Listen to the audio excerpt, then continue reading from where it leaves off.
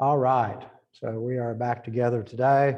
The agenda, let's see, what is it? Thursday, your guys' second psych homework is due. And the following week, we would have a test, but the 8th is the visit to Kingston, the power plant. And if any of you guys are not in the STEAM class and you want to go, just send me an email. We'll leave at 7. We'll leave at 7 o'clock sharp from in front of Brown Hall. And I think there's going to be quite a few cars going, so I don't think there'll be a problem with transport.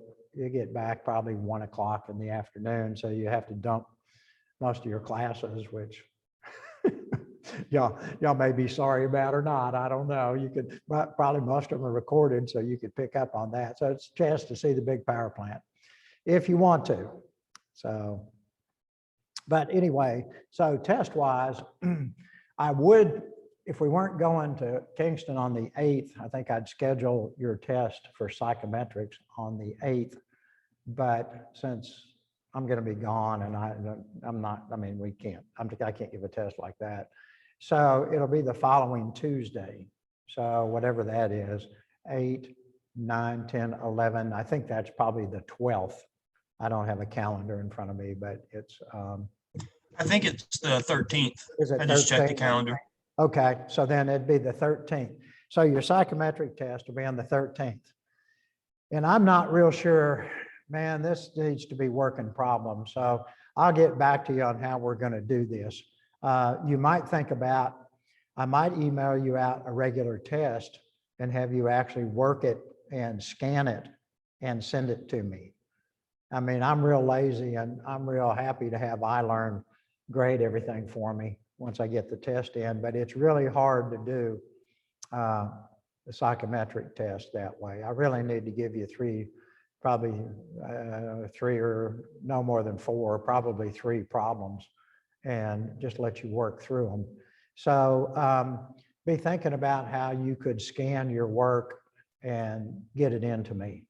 So think about developing that capability if you don't have it. So you've got like a week and a half or something to figure that out. But that's what I would expect, 3 at most 4 problems, like the homework, exactly, like the homework and the example problems we've gone over. That's traditionally what I've done. And so that's what I think you should prepare for. So I don't think this one will be true, false, and multiple choice. So anyway, we can talk more. We've got at least 1 more class, 2 more classes before that, I think. Okay, so let's go ahead and pick up. I think this is where we left off last time on the PowerPoint here. And I have my little, I don't have my options down here. Well, this thing is not responding here very well. There we go. Okay. Okay. Yeah. So I think we talked this slide last time. And so we're in the middle of this VRF discussion. So if you haven't seen the first one, you need to probably pick up on that. So this is looking at the indoor units. And remember, we're going to provide refrigerant flows to these indoor units. If we need heating, we're going to route the hot gas out of the compressor directly to this unit, and the heat exchanger in this unit would become the condenser. If this unit is to provide cooling, we would route cold liquid refrigerant to it. It would go through an expansion device. Well, let's see, let's see, where the expansion device. Let me see now, I'm getting myself. I do this every once in a while, I get a brain freeze. Yeah, okay. So the refrigerant is cold and low pressure after it goes through the expansion device. Okay, so it would have maybe high pressure refrigerant routed to it. There's an expansion device in this cabinet. It goes through the expansion device. It gets cold and low pressure with a little bit of vapor, and then it goes through the heat exchanger in this indoor unit, and it would provide air conditioning. So the warm air would blow across that coil and vaporize boil off that refrigerant, and then it would go back to the outdoor unit or the heat recovery control module if it's a heating cooling system. Okay, so that's right. There's a lot to think about here. So we'll pick up on this. So we do have a variety of styles of indoor units. This guy could sit in the ceiling, this non-ducted guy. This could set up on the wall and just blow out. And then there's also one that you can connect ducts to. That doesn't get shown here. Ceiling cassettes are non-ducted types designed to be recessed into the ceiling, compact with with decorative panels, with hidden air filters that install flush with the surface of the ceiling. And the 4-way cassettes, you could put this in a conference room, and you can also block off 1 or 2 of these. You could have it all blow 1 way or 2 ways or 3 ways or 4 ways, depending on how you're going to configure it. Big conference room, you might have 2 of those, one on either end, and block off one side so you weren't blowing air into the wall and then blow out the other 3 directions. So, you know, lots of options for the designer. Okay, 1-way, 2-way cassettes, ideal for hallways, long perimeter walls. High wall models traditionally thought of as mini splits are another non-ducted unit, and that's like motel rooms. That would be good. Could be a single office, or it could be you could have one of those per room in your house. Now, an issue, my wife would not put up with this. She would not have this piece of HVAC equipment hanging on one of her walls. So, you know, I'm not as designer chic. I don't think it would bother me, but you know, it just depends on the sensitivity of the occupants as to what they would want. Now, in a house, you know, the wife is going to have a lot to say. The husband does too, but the wife's going to have a lot to say about the decorations and how all this stuff looks. So some of this may have to be negotiated out, and you may have to hide some of these things in a closet or above a ceiling and do a small amount of ducting. And here's the ducted units. Again, these have fans, but none of these have much in the way of power associated with the fan. Obviously, the ducted would probably be a little bit larger because you are going to have some minimal amount of duct work and probably a diffuser you're going to have to push across. Short duct runs can be connected to the supply side of units located throughout the building, allowing them to distribute air to larger spaces or multiple rooms. There are a number of concealed ducted units that look like conventional fan core units. That's roughly what a fan core unit. The fan core unit has been in existence for probably 30 or 40 years. And it's, you know, for a chill water system or something like that, you just have a coil and you have a little fan in there and some controls, and the water comes in and the air blows. So, you know, they look pretty much like a fan core unit. It's just that that coil is a refrigerant coil instead of, say, a water coil. They're intended to be concealed in ceiling spaces or soffits.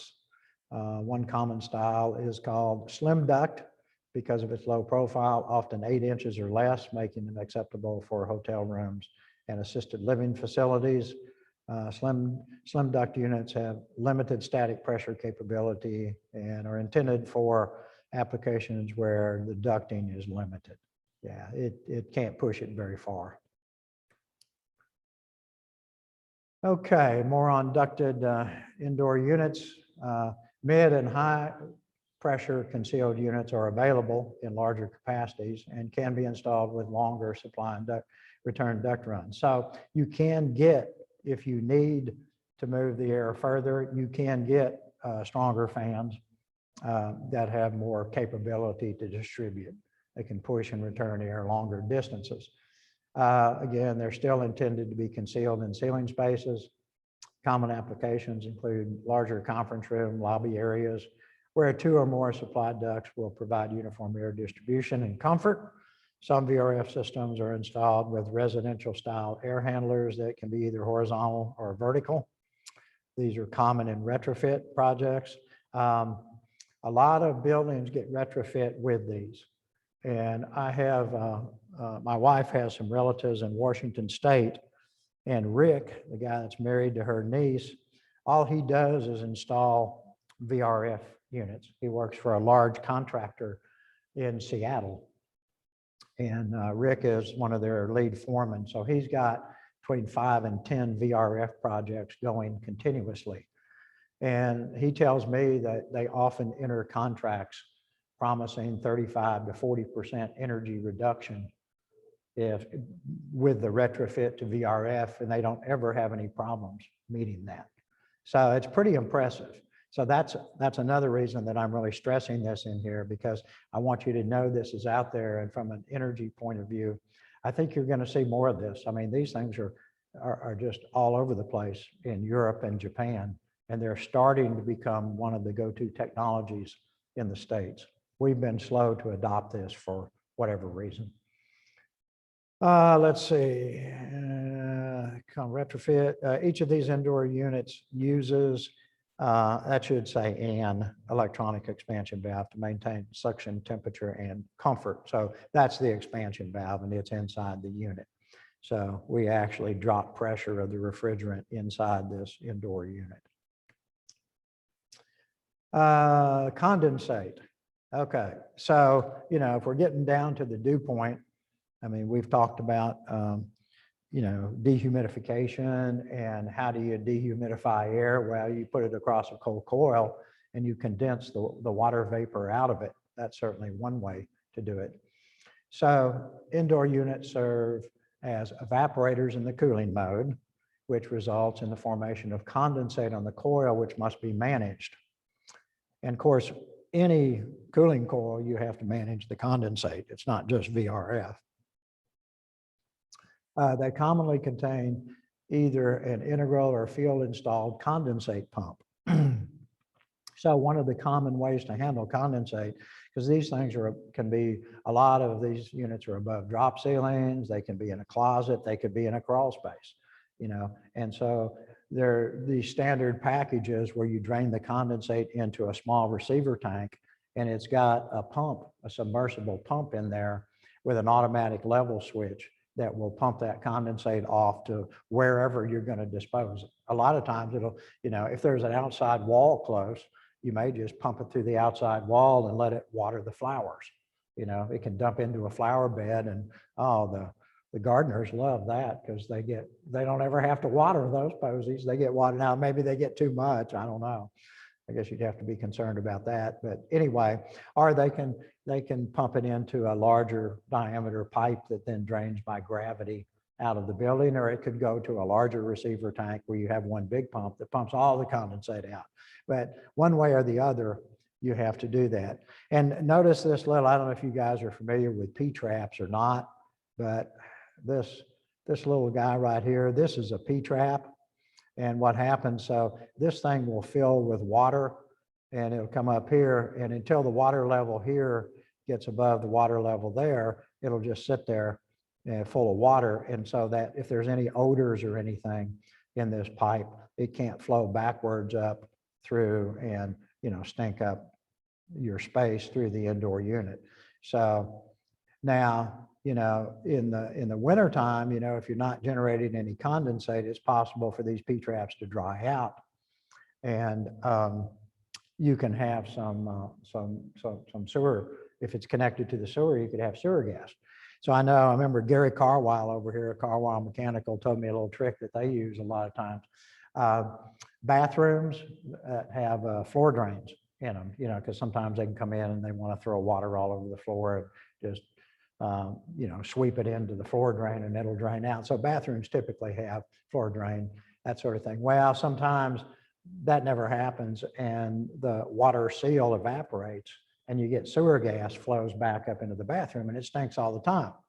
So he was telling me one of their little tricks is to, if you have that going on, you take some glycerin, which is kind of a real light oil, and you just pour a bunch of glycerin down here, which won't really evaporate. And so you fill up that P-trap with glycerin, and then, you know, if they put water down there, it's light enough that the water will go ahead and flow out. And then of course the glycerin's gone. But if they're putting water in on a regular basis, then you don't have the problem. So if they're not putting water in and the water evaporates, then you have the odor. So you put the glycerin in and you figure the glycerin's going to be there a while. And so you can eliminate the odors coming back up into a bathroom or a space that's connected to the sewer. So that's a little trick you can put in your, that's a savvy contractor trick. And of course they got a million of them. But anyway, somehow or the other, this condensate has to be managed. Okay, let's look a little bit on controls. So we'll go from small buildings to bigger buildings to campuses and all that sort of thing. So small buildings with a single VRF system, usually ductless in this case, kind of like just a motel room setup, utilize a wireless remote control similar to a TV remote. And you know, I don't see that much of these in motels in this country, but when I travel internationally, this is what I always get. That's what's in all, like if I go to Brazil or if I go to Europe or something like that, this is what's always in the room. And you get this little control. And at first, when you first get in there, because these things don't react just super quick, because you know, you come in and outside this country, that room's going to be hot. Now in the States, they might actually run the air conditioner a little bit for you. They might put it on fairly high temperature, but the space is halfway conditioned. You go in other countries around the world, and if it's summertime, you walk in that room, it's 90 degrees. It's hotter than the dickens. You've been traveling for, 18 hours and you walk in a room that's 90 degrees, you go, oh crap, this is just wonderful. Okay, so you find the remote and you point it at the unit and you start pushing buttons. Well, it's not like just hitting the button on a window air conditioner or something where the thing automatically jumps to life. It's like you can get the fan to come on and you stand there for a few minutes and you go, well, I'm not sure if it's cooling or not. And then you got all these different buttons. Most of them have a max cooling button. That's what you learn to look for. You put it on max cooling, you put the fan on max speed, and then you might, if you're hot and uncomfortable, go down to the lobby and sit there for 15 or 30 minutes and give the room time to cool down. But anyway, it's not the instant gratification that we're used to, at least in my experience. But anyway, so they offer on-off operating mode, temperature set point, and fan speed control. One remote can be programmed to control more than one device. Like if you had a conference room and you had 2 or 3 separate units, you wouldn't necessarily have to have a different remote for each one, which would be handy. Okay, because they're out of sight, now this is looking at ducted indoor units, because they're out of sight, they're up above the drop ceiling or in a closet someplace, are usually installed with a wired remote control, and it's because the remote control can't get a signal to it. Now you can put in an extra receiver and then you can use the wired, but a lot of times these wired controllers, they will typically have additional features such as weekly scheduling, temperature limits, and error messaging. And this is, of course, this is where you can add the wireless remote control sensor if you put a receiver in to pick up that signal and get it to the unit that's above the drop ceiling. For larger buildings with several individual VRF systems, a VRF controller can be used. Controllers are capable of more complex scheduling, grouping of zones, for example, by floor, and have the ability to limit or override settings in individual zones. This unit may have the capability for complex monitoring and error management, and also adds a capability for remote access through the internet. So if you were a building owner or you were the boss or you're managing a large building, you could call into the system over the internet and access it, which would be a very nice feature to have. Using a system controller that uses the back net. Okay, back net is something you guys need to be aware of. It is a common agreed upon data communication protocol for building automation and control networks, equipment, and systems. So for example, all the big guys, Honeywell, Johnson, Trane, their building automation systems operate on the BACnet protocol, which means that you could actually interface a Johnson control system with a Trane or a Honeywell system, which makes it really good for the user. So they, years ago when all this stuff first sprung up, there was no common data protocol. And so everybody had their own proprietary. Well, it was good and bad, so if a building owner bought into Johnson Controls and he wanted to link systems together, he was tied to Johnson Controls because the Johnson Controls couldn't talk to the Honeywell. And the sensors may even have had to be manufactured differently. I mean, it was just kind of an uncoordinated mess. And so the big guys got together and developed BACnet. And then most of the main vendors have gone to BACnet as their communication protocol. So if you get a chance, you ought to Google BACnet protocol and just read a little bit about it so that you become a little bit knowledgeable, like in a job interview or something. I mean, this is the kind of thing that would impress somebody on a job interview, because most employers would not expect students to have never have heard of BACnet. And so if you walk in, oh yeah, I know what BACnet is. It's blah, blah, blah, blah. They go, oh, wow, this guy knows a little bit about this industry. Okay, so allows a designer to connect the VRF control system to any compatible enterprise control system, allowing integration with other systems throughout the building or campus for a complete VRF system. So as long as it's all BACnet, I mean, the Tennessee Tech has a pretty much campus-wide energy management control system. I don't know if they've changed. It used to be Andover. Andover is one of the fairly major manufacturers. If it's still Andover and it's BACnet, then, like the new chillers, they've upgraded chiller control systems here, and that's all Trane stuff. But so the Trane stuff talks to the Andover stuff, and so the Andover can see and display information and log information on the Trane chiller controls because it's a common data communication protocol. All right. Let's look at VRF heat pump heating mode. So, yeah, we have a little scenario here. On a cool March morning, which we're still March, and that's pretty much what we had today, a fairly cool March morning. People arrive at work. They would generally need heat to counter the nighttime building cool down.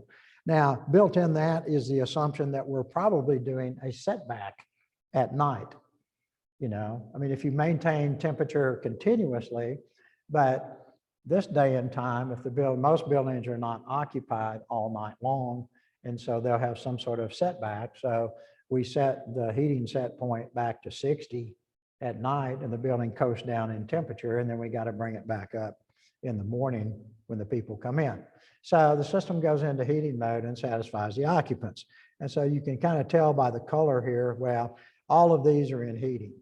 So we got 2, 4, 6 indoor cassette units in, I guess, 6 different offices tied to one outdoor unit, and it's a heat pump unit.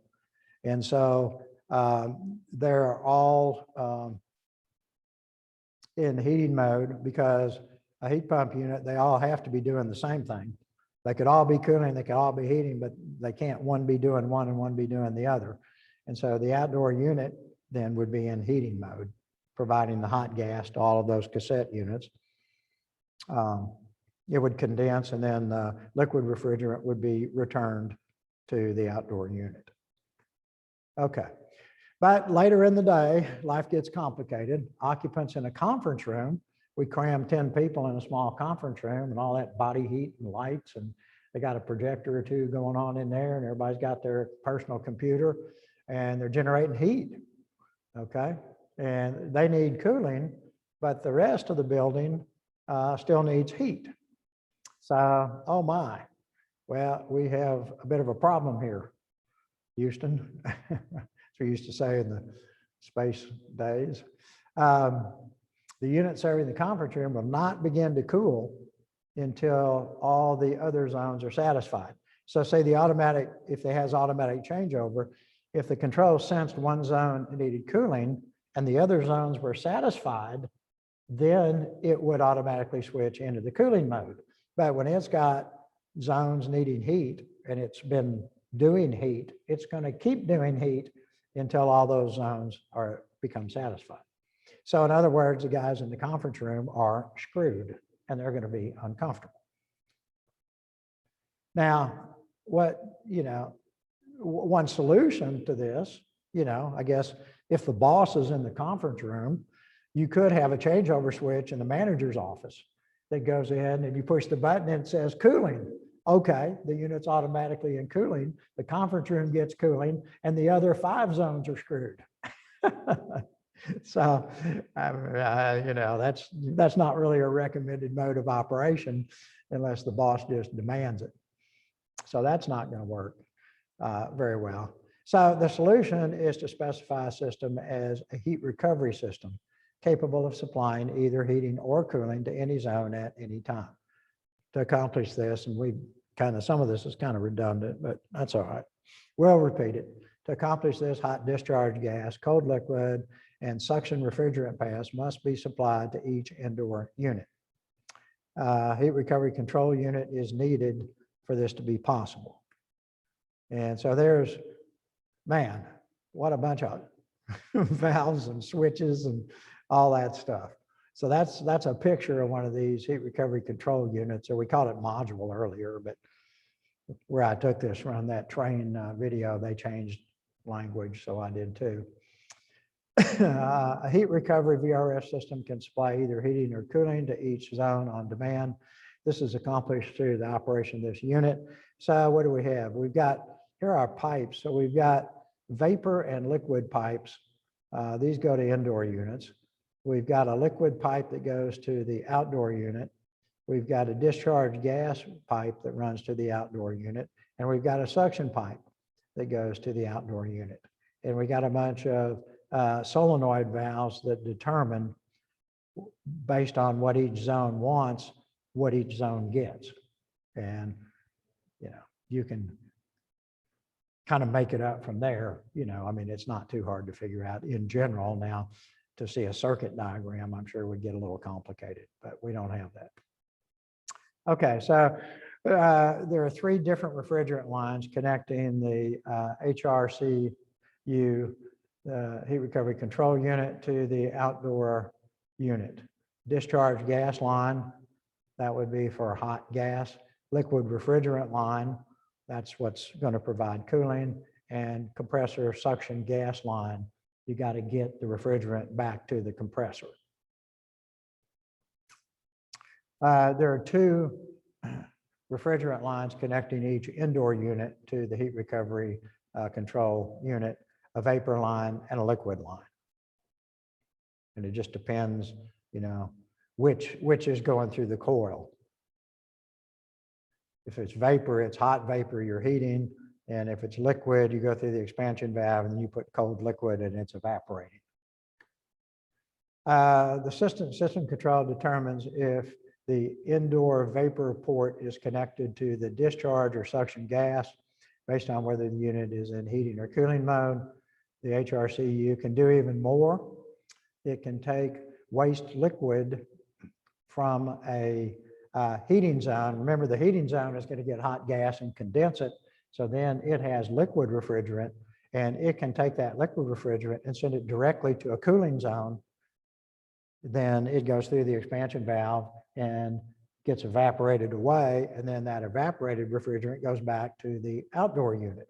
So, we can transfer this refrigerant back and forth between interior zones without going to the compressor. This is how simultaneous heating and cooling is accomplished. And that's a pretty cool trick. That's what adds a lot to the efficiency of this. So here's an example. We have a system with 6 equivalent zones. 2 are cooling. They have these 2 with the blue lines, and the rest are heating. So I guess we got 4 heating, 2, 4, whatever. So this is cooling and this is cooling and the rest are heating. So there we go. So that's the picture. So we'll focus on the bottom 2 zones, one needing heating and the other cooling. So the bottom requires 2 tons equivalent of discharge gas to satisfy the heating load. So whatever that 2 tons is, whatever whatever quantity of gas or flow rate of gas that is, it goes to that bottom unit. And so that's going to condense. And then it's going to return 2 tons worth of condensed liquid back to the HRCU. And then the zone above requires 2 tons of liquid refrigerant to satisfy that zone's cooling load. So the HRCU then sends that liquid refrigerant from the bottom zone to the zone above. After evaporating in the indoor unit, needing cooling, the 2 tons of suction gas is returned to the HRCU, which sends it back to the outdoor unit. Pretty cool. I don't know who thought this up, but you know, it's interesting. When we were talking water loops and ground source heat pumps, you know, each space had its own heat pump, and we had a water loop that we would dump energy into or take energy out of. So basically, this is doing that same loop strategy, but doing it all with refrigerant. Because see, on the water loops, you have each separate zone has its complete heat pump that it can do heating or cooling, but it has to either get energy from a fluid stream or put energy into a fluid stream. And that's what the water loop, it could be either a ground loop or it could be a loop that's supported by a cooling tower and a boiler, but either way, it has a water loop. And so that heat pump system, one could be cooling, in which case it's putting energy into that loop, and one could be heating, in which case it's taking energy out of that loop. So it's the same general concept. It's just they got smart enough and the controls got good enough that it could be accomplished all with refrigerant instead of having that extra water loop to circulate around. Pretty interesting. So we have used 2 tons of hot discharge gas for heating, then the 2 tons of condensed liquid for 2 tons of cooling in another zone. So we get 4 tons of benefit for 2 tons of work at the compressor, which is in the outdoor unit. And that is pretty efficient. Okay, last VRF slide. I know you'll be glad. So I dug this up the other day. In 2018, US DOE estimated the average energy use in commercial buildings, and the results are shown in this figure. So I just, you know, shamelessly copied this from US DOE. And these numbers are kilowatt hours per square foot. Okay. And so for some time period, kilowatt hours per square foot. So this is an amount of energy per square foot. Okay. And so we see refrigeration and equipment. And see this refrigeration, I'm not sure if that really includes some cooling energy or not. It strips out cooling. So I've assumed that it didn't, but I'm not sure about that. So, you know, there could be some variation in this. So that's 8, lighting 7, cooling 3, heating 2, ventilation 2. So I've added these together, and so that's 7 kilowatt hours per square foot. Okay. In a 30,000 square foot office building, this would be 210 kilowatt hours per year. And I'm taking this to be an annual number. You know, I don't know. I could have blown this. I don't know. But anyway, I made this up on my own. So if you say 8 cents a kilowatt hour, that's 16,800 for just this portion of the utility bill. So, you know, divide it by 10, that's 16 divided by 12, that's like $1,400 a month. Well, that's a pretty good size utility bill for just a part of the utility bill. So it kind of sounds reasonable anyway.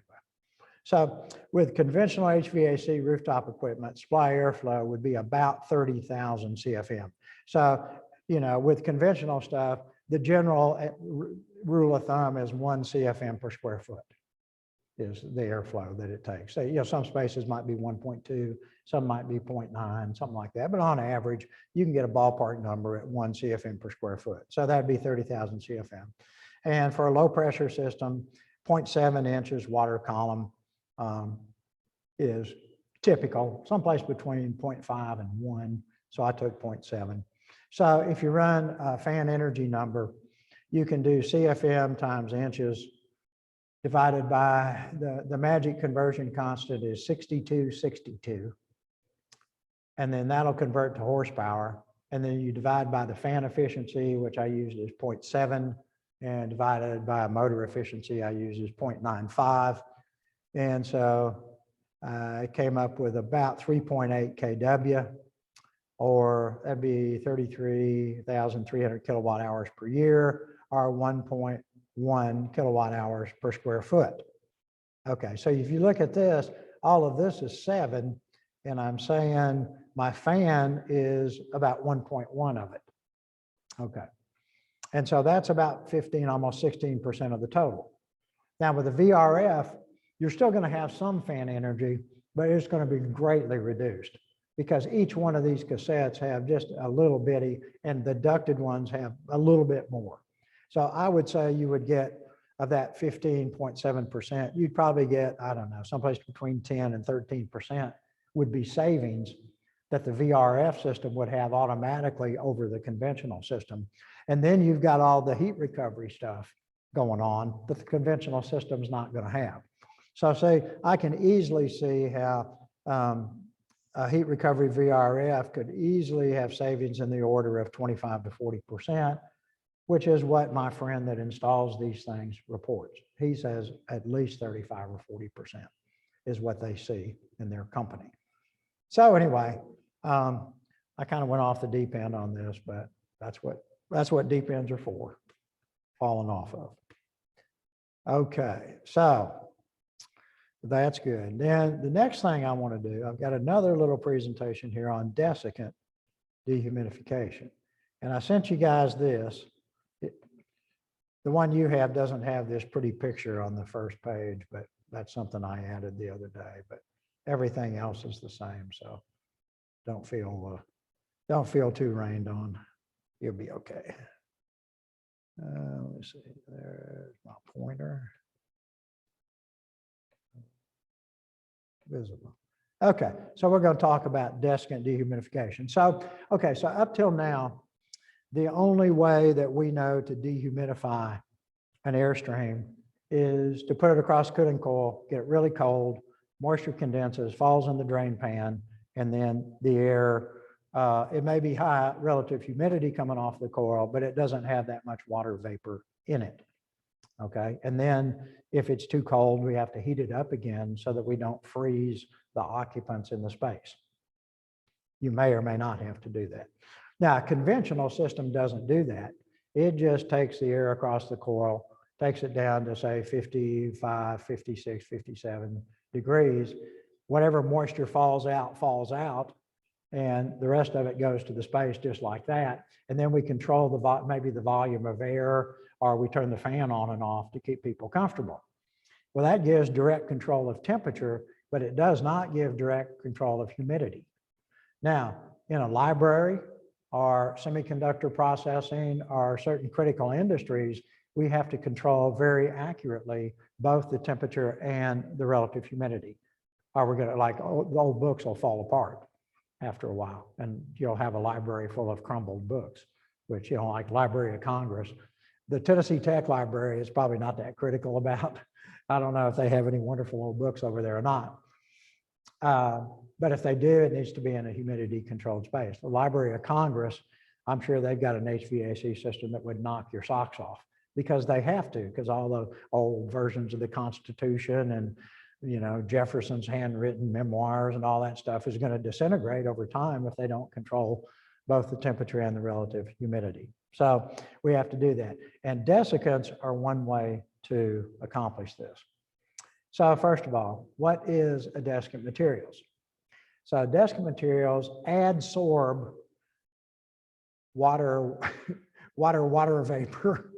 Oh man, I just can't get it right, can I? Water vapor, I'm stuttering on the slide, from the air. Well, first of all, there's AB SORPTION and AD SORPTION. So what's the difference? So these desiccants use adsorption. And so if you look under a microscope at the surface of the desiccants, they have lots of cracks and crevices and little holes, and they're semi-porous and all this stuff. And water vapor molecules will, when they come in contact with that, they will stick to the surface. Basically, they just grab onto the surfaces. And, you know, why they exactly have an affinity and stick, I don't know, but they do. Okay. And so, you know, given a given amount of desiccant, there's a given amount of surface area that can attract, grab, and hold water vapor. So after a while, this stuff gets saturated because it's holding all the water vapor it can hold. All of the sites it can grab onto are full. And so it's pretty much saturated. So then you have to regenerate it. You have to do something to drive that water vapor off of the desiccant. Okay. So we'll talk about that. Now, absorption implies some sort of a chemical reaction with some sort of a compound. There's liquid desiccants that when they interact with the air molecules, there's actually a reaction takes place and they grab them and bind them up in the structure and all this stuff. And it's possible to have dehumidifiers, specialized products that use some of those things as well. But for this HVAC application, we almost use the solid desiccants, which are type 1, type 2, type 3, as you see curves for over here. Okay, so these curves, moving down to the second point here, all these curves are at the same temperature. They're all 75 degrees dry bulb. And what we see is the relative humidity of the air at 75, roughly, that goes across these desiccants kind of controls how much moisture that they can adsorb. So type 1 desiccants, you know, and of course, type 1 have been out there longest, type 2, the next longest, and type 3 are relatively new. Type 3 desiccants are probably, I'd say, 15, maybe 20 years old. The other one's been out there a long, long time. Okay. So the type 1, you know, they were never that great, but they are consistent. You know, they're kind of middle of the road in terms of ability to hold moisture. See, low to high. So they're middle of the road, but they are pretty consistent, like 30% to 100% relative humidity. They're going to do about the same job. Okay, the type 2 desiccants definitely an improvement, right? Except they kind of start falling off pretty good at maybe 40, 50%. But from there up, they're much better than the type 1. And the type 3, you know, if you put it in low relative humidity air, it's not very good. But if you put it in air that's close to saturation, 90 to 100%, they're the best. So, I mean, it's kind of interesting how all this has worked out. So that's what, right now, that's what we're supposed to understand about those guys. That's kind of the fundamentals of desiccant isotherms, I guess. Okay, so let's look at a desiccant dehumidification wheel. And so this is a round wheel, and it's got like kind of lightweight corrugated metal that's just spun around and around and around and around and around from the outer all the way to the inner. And then it's coated with this desiccant, the solid desiccant material. And then there's passages on both sides of each one of those revolutions. And so you got a huge amount of surface area and you can blow air through. Okay. Well, so what you do is you sandwich two ducts. So you've got your regeneration airstream over here on the top. So this is going to drive moisture out of the wheel. And then you got your process air coming in on the bottom where you got moist air and you're going to grab a bunch of moisture out of it. And then it's going to go into the space or whatever we need the dry air for. Okay. So over here, we're picking up moisture and then the wheel slowly turns around. And over here, we're driving off moisture and getting rid of it, probably blowing it to the atmosphere. So these wheels turn maybe 10 to 30 rotations an hour. The adsorption and regeneration processes are given by the difference in relative humidity of the airstream. Okay, so now this presentation is made from a Train Engineers newsletter, And I don't know if I've emailed that to you or not. If I haven't, I will, so you can read the whole thing. But I think we're given a pretty good synopsis of it here.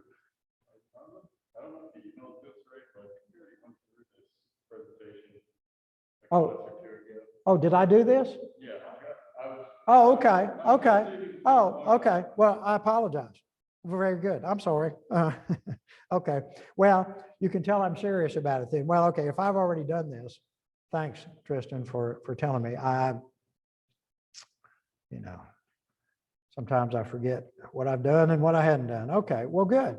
Okay, well, so this officially ends the psychometrics stuff, because this is obviously part of the psychometric. I will say there is one thing in here. When you go across this desiccant wheel, it's a line of constant enthalpy. And everybody should write that down, because if I give you a desiccant process on a problem, when you draw the process line, it occurs at constant enthalpy. Okay, so be sure and note that. And it doesn't say that in this presentation. I saw you flipping through your notes over there, and I was wondering. Yeah, I think we had already done it. I was making sure. Okay, I appreciate that. All right, well, good. I'll just give the, well, you know, that's what they say it's like in the nursing home. They tell the same jokes every day, but nobody remembers them. So I guess I'm getting close to that.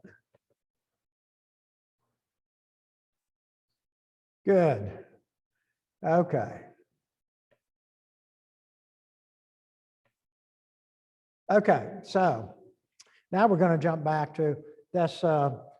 The last probably month or so, I've taken out of the first HVAC course, because you guys are not going to have a chance to take it because it's not offered in the fall. And so you guys will be out of here. So I'm kind of trying to cherry pick from both courses to give you what I think is the most value that I can. And I couldn't stand the thought of y'all not going through psychometrics and coming out saying you had had an HVAC course. So that's why we went back and picked up those past topics. So now this is traditionally out of the second course, air control for hydronic systems.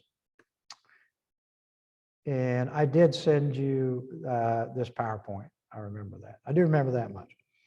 Okay, so we're basically going to discuss the components that you see on this little piping system over here. There's an expansion tank, an air separator, automatic air vent, make up water piping, and try to understand these components and how they're necessary to operate. And a hydronic system is either a hot water heating system, or it could be a chill water cooling system, but it's a water system that circulates through a building to provide that hot water or chilled water to the coils to provide the space conditioning. Okay, so we start off with open versus closed piping systems. So piping systems for water transmission can be considered in two categories: open and closed or sealed. So in open systems are piping circuits pumped or gravity circulated that are open to the atmosphere at some point. So that's pretty simple. Open means open to atmosphere.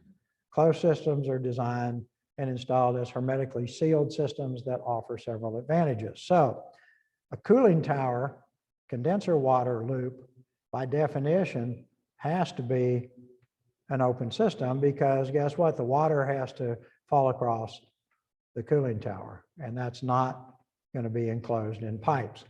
So what do? We've got a pump down here, and so we're pulling cool water out of the basin of the cooling tower, and we pump it through here, through the condenser, so that's a heat exchanger on the chiller, and then we come back up to the top of the cooling tower, and it gets released or sprayed out through nozzles or distributed through the top of the cooling tower. There's troughs up there.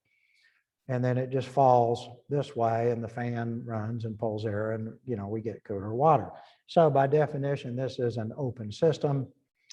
So we see here's our total static elevation, static discharge head on the pump. So the pump has to take water from this elevation and push it up here. On the suction side, this is our water surface level down to the inlet on the pump. So this is our static suction head, and this is our total head on the supply side. So, but anyway, that's the total static discharge head that the pump has to provide. Okay, a closed system requires little, if any, makeup water. So these are advantages of a closed system. Well, if you don't leak any water out, once you get it full and set up and running, you don't have to put any water in. Well, that's a really good thing because fresh water brings in a lot of bad things to the system. With no addition to fresh water, there can be no accumulation of oxygen. And oxygen is what promotes corrosion, okay?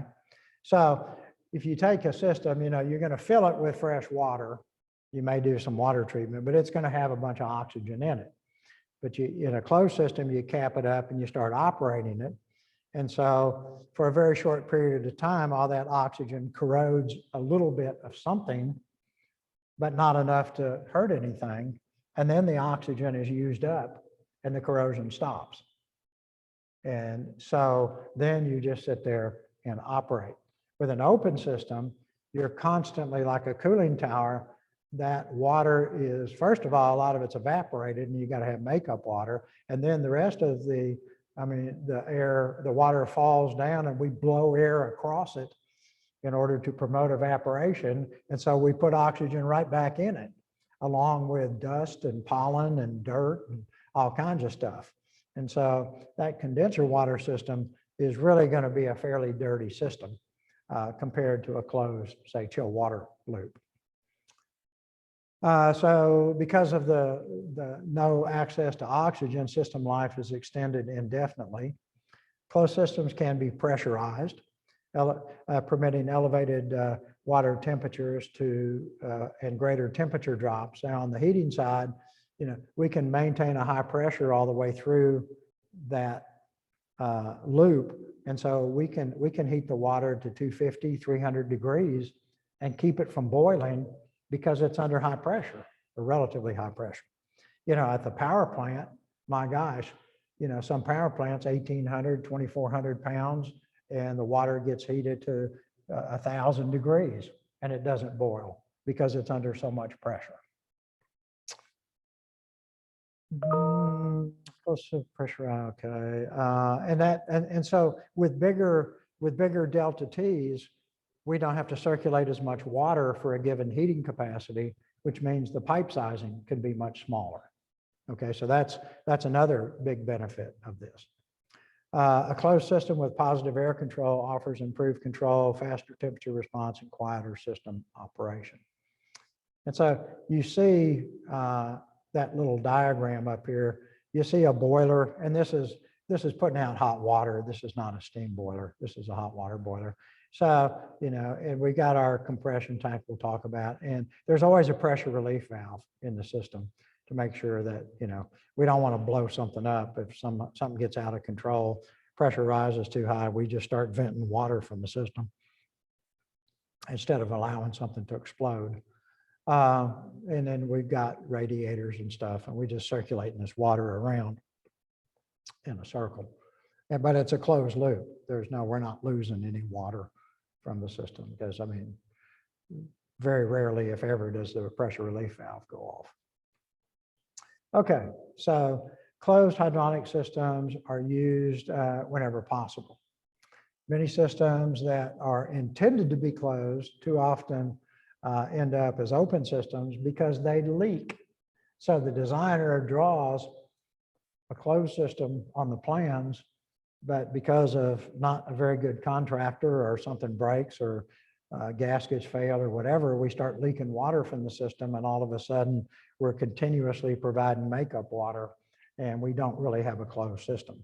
And so we start getting into some of the problems, corrosion and dirt and particulate buildup and stuff like that. So a system will not be closed unless all components are pressure tight and leak proof. That sounds like that could be a line in a song, doesn't it? Pressure tight and leak proof. Special consideration should be given to pump seals, manual air vents, and tight installations. And it's the same picture we had before. Okay, mechanical seals. So there's two types of seals that they put on pumps. Okay, mechanical and packing. Mechanical seals are required for all closed system circulating pumps. Pump seals with the packing gland type require a constant water leakage to provide seal lubrication. So and those are typically older designs, but in the old days, they used to have these packing glands, and packing is like a rope-like material that they would put in there, and then you tighten the gland ever so often to keep the correct tension on the packing that allows a controlled leak rate, but they drip water all of the time. So packing gland type seals require constant water leakage for seal lubrication. This means that fresh water must be constantly added to the system so you don't have a closed system. Fresh water contains air, other corrosive agents, system life, operation are seriously affected. In addition, particles of sand, dirt, and fresh water can interaccumulate. Thus, watertight mechanical seals should always be specified on closed hydronic systems. And there's some pictures. They're not really very good. So anyway, you can go out and you can Google packing gland type seals and you can find lots of different pictures. Those aren't terribly good ones. Anyway, makeup water flow. So we got a little hydronic system here, and notice up on the upper left, we have a leak.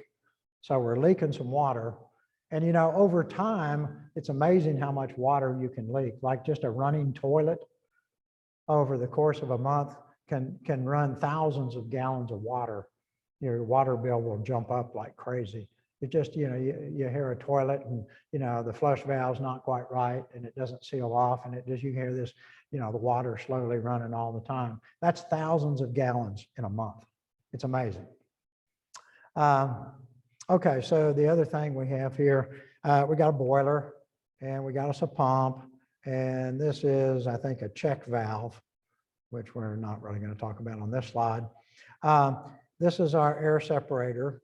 This is we have a bladder type compression tank, and we're pulling out our pump that's located right pretty close to the suction of the pump. We'll talk about why that is later. This is our makeup water line. And, you know, so city water is probably someplace between 35 and 50 or 60 pounds per square inch. You know, I had a house out in Hillsdale, and the water tower stands right behind the house up on this big hill. And I mean, we had 85 or 90 pounds, and the flush valves on the toilet were constantly failing.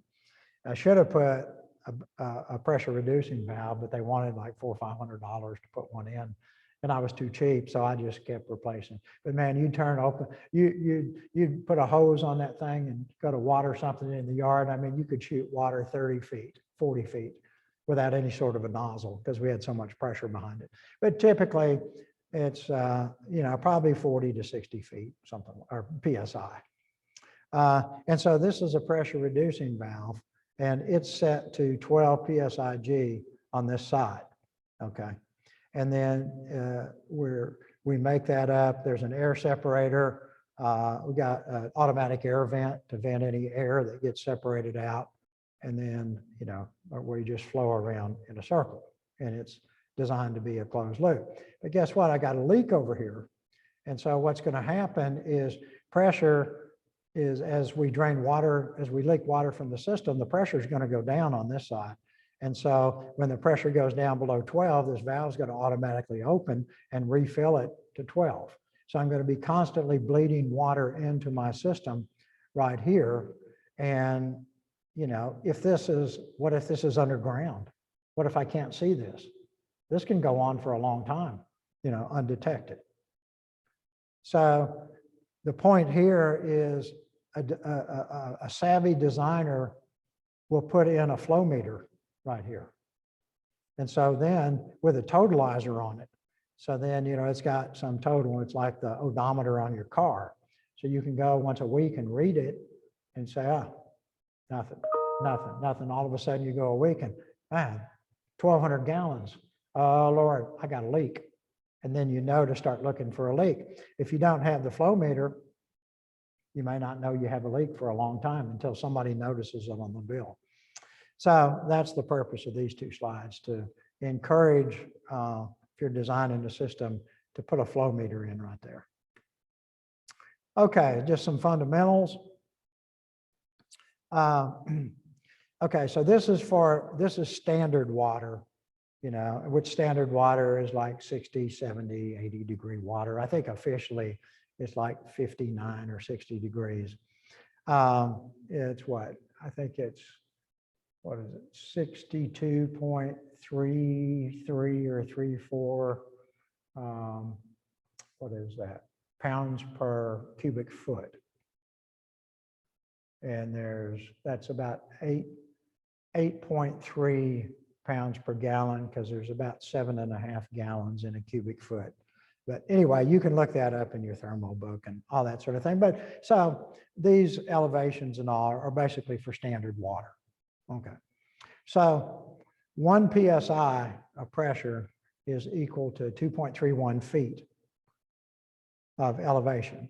So in other words, if I had a tank and I had a pressure gauge down on the bottom like I do on the left, and it's vented to atmosphere. So I do have atmospheric pressure, but this is a gauge pressure, right? This is a pressure gauge. So it reads 0 at atmospheric pressure. So this, if I take all the water out, this is going to read 0, and I've got air pressure down at the bottom of this. Okay, so this is a gauge pressure. So if the column of water is 2.31 feet, this gauge is going to read 1 PSI. Okay, for standard water. Now, if I put, say, 200 degree water in there, what would happen to that pressure? Well, it would go down, right? Because hot water is less dense than cold water. And so, you know, you might read 0.95. It would read a little bit less.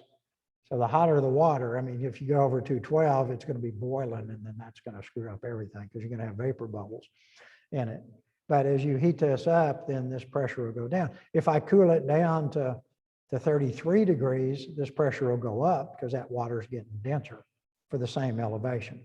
But anyway, standard water, 2.31 feet gives you 1 PSI. So then guess what? If I have 23.1 feet, I get 10 PSI. If I get 231 feet, I get 100 PSI.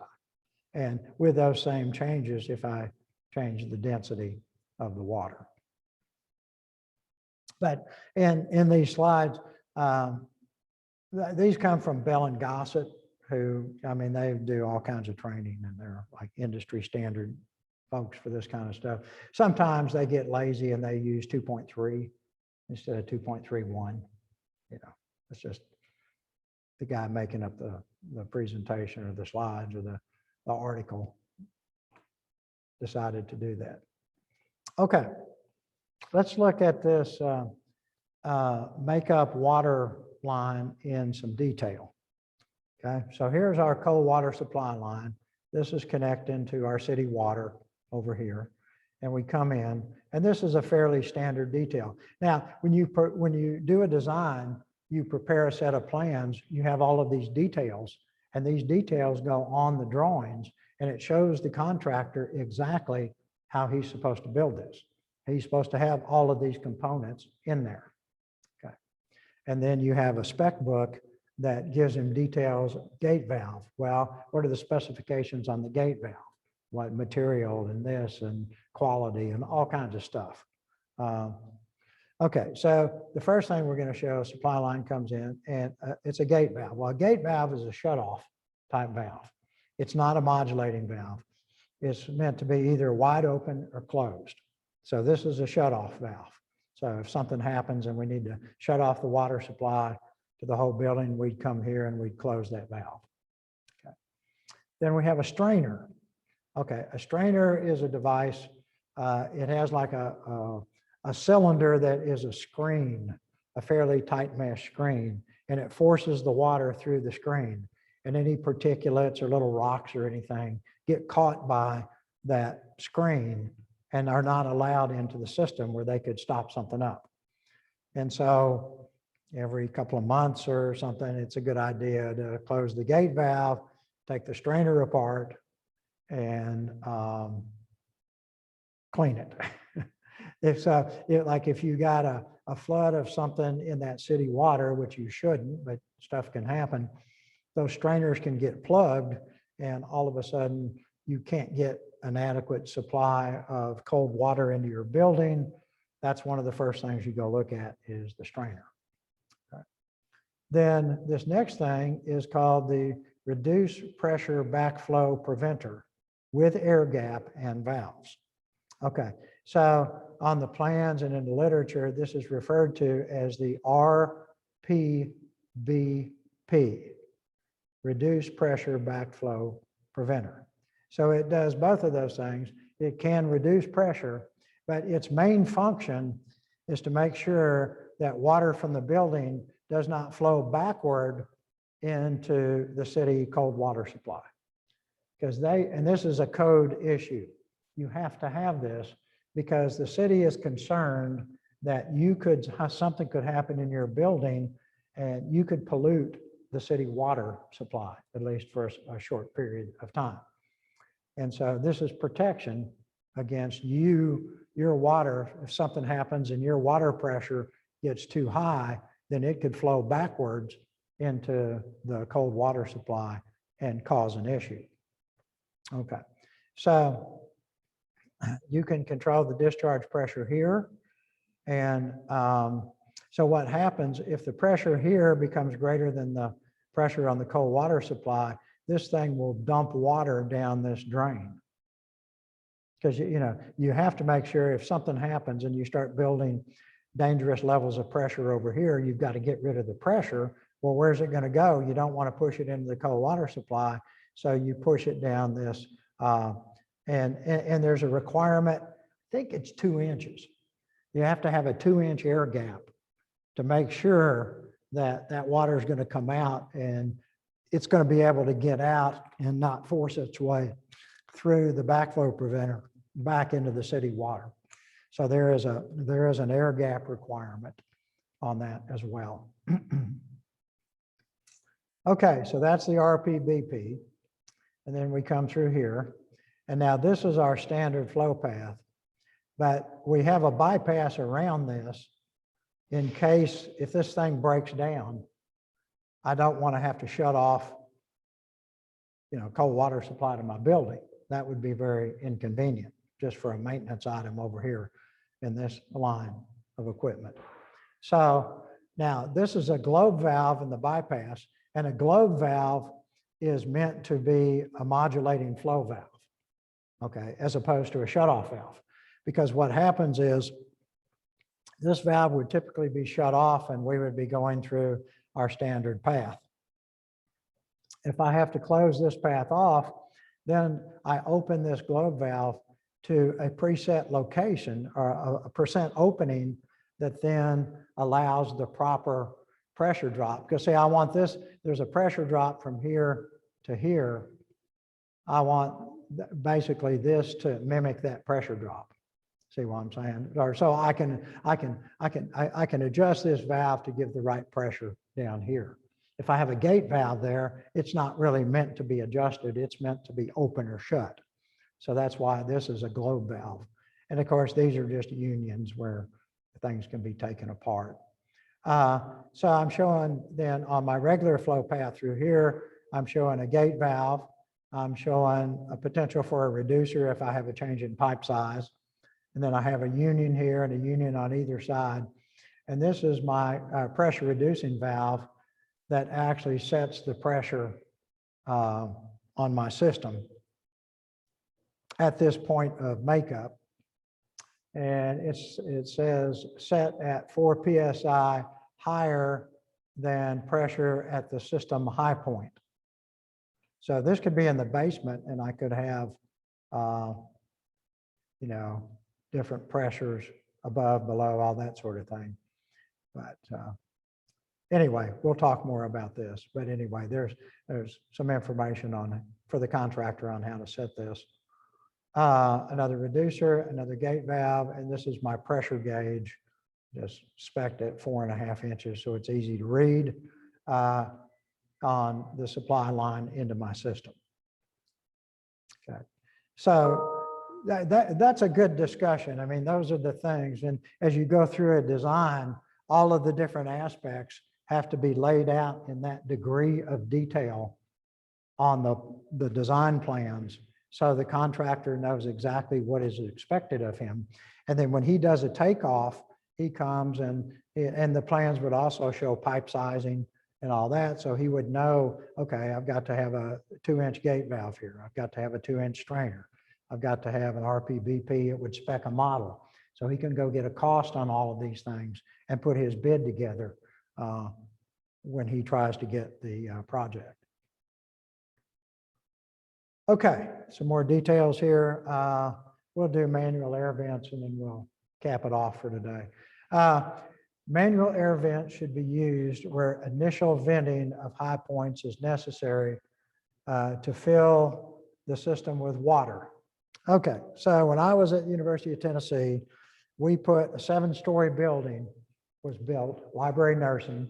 It was library on first 2 or 3 floors, and then it was nursing classrooms and stuff on the remaining 5 floors. And it was a pretty good sized building. I don't know, a couple 100,000 square feet. And like I said, 7 stories. Well, when they went to fill this thing, you know, they just get pumps and, you know, they had chill water and hot water loops and all that stuff.